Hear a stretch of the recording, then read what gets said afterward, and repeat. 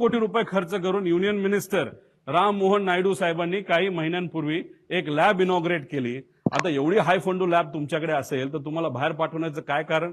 बरं ठीक आहे, तुम्ही बाहेर पाठवत नाही तर ते या लॅबमध्ये इथंच भारतामध्ये बसून तुम्हाला माहिती काढता येत नाही का? ठीक आहे, टेक्निकल एजन्सीची मदत घ्या असं आम्ही सांगितलं होतं। तुम्ही सुद्धा आता म्हणताय की नाही आता आम्ही टेक्निकल एजन्सी फक्त टेक्निकल गोष्टीसाठी बाहेरच्या एजन्सीची मदत घेऊ, ते सुद्धा कॅनडाचं, त्या कंपनीचं नाव मी पुढे सांगतो पुढे।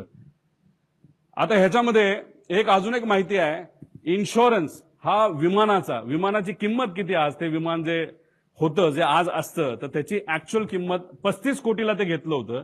पण ज्या पद्धतीचं त्याचं इंजिनची क्वालिटी आणि काही आकडे आणि पॅरामीटर्स बघितले ते आज 10 ते 15 कोटीला जास्तीत जास्त विकू शकले असते, इतकी वाईट परिस्थिती त्याची आहे।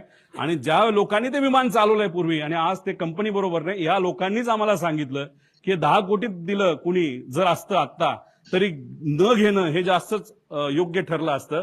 आता 10-12 कोटीच्या किमतीचं जे विमान होतं त्याची आजची इन्शुरन्सची व्हॅल्यू किती होती तर 55 कोटी रुपये होती। त्यानंतर लायबिलिटी इन्शुरन्स किती होता? 210 कोटी।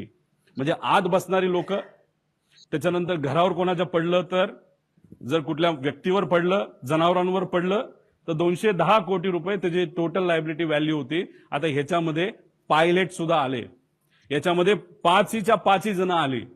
मग तो जो मेन पायलट होता त्याला किती रुपये मिळणार या 210 पैकी?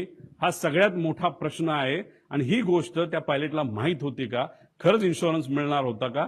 या बाबतीत स्पष्टीकरण होणं महत्वाचं आहे।